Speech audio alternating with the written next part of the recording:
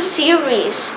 Today we'll be reviewing This Could Be Home, Raffles Hotel and the City of Tomorrow by Pico Iyer. Pico Iyer is one of the most famous travel writers, and as you can see, we have 7 of his other books, and so if you also include this one, that's 8 of his books. He's one of our favorite authors for this topic, so I think that his books are really engaging and are one of the best for travel. The reason I chose this book in comparison to the other ones is that this book is thinner, and we also went to Raffles Hotel quite recently, and we actually got this book in Raffles Hotel.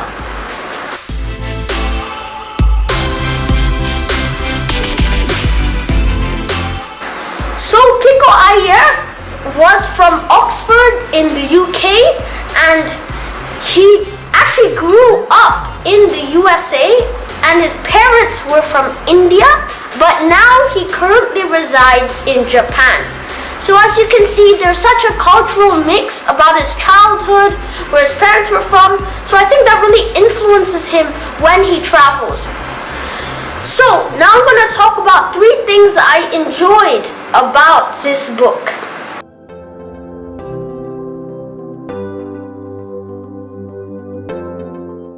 First, the history of the Raffles Hotel.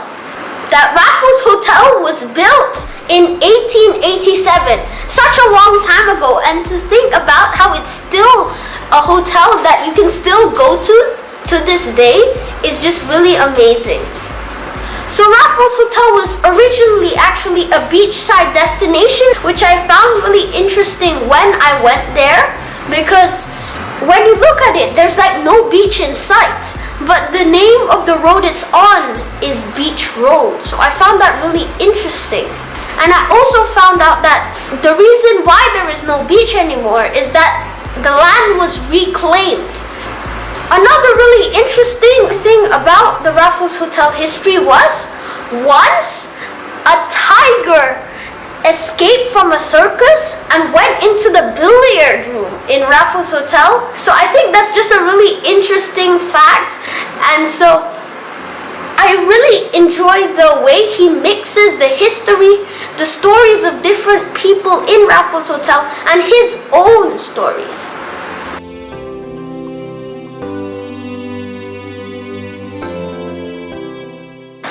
So next, we're going to talk about Pico Iyer's stories from Raffles Hotel. When he first came to Raffles Hotel, when he was 27, he really enjoyed the place, and it kind of inspired the name This Could Be Home, because he really felt a connection to the place, about like the multicultural feeling about the hotel, and I think that it's really develops over the amount of time he stays. In the second time he goes after a renovation, so I think that it's really interesting how over his years his enjoyment about Raffles doesn't really change in level, but it's just his perspective about things that change.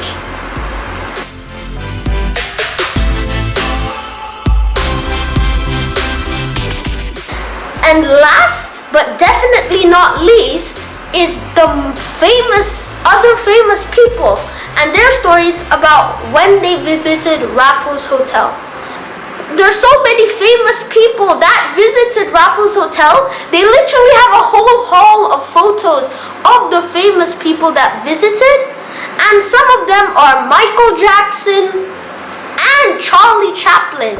So even over the years, there have been so many different people who've come to enjoy the lively spirit of Raffles Hotel. Overall, I really enjoyed this book. I think that it can be even though it's quite a thin book, it can pack a really big punch. And sometimes it can be hard to understand parts of it for children.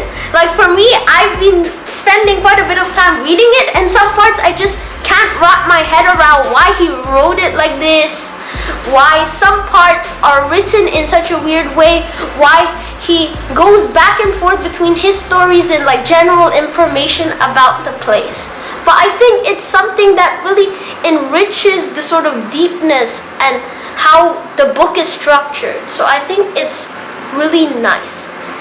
So overall, I really enjoyed this book. I think that it's really one of the best travel authors, Pico Iyer, and I can completely understand that, because all of his travels, I can really see how his childhood, his travels have influenced not only his books, but also the style of writings in them.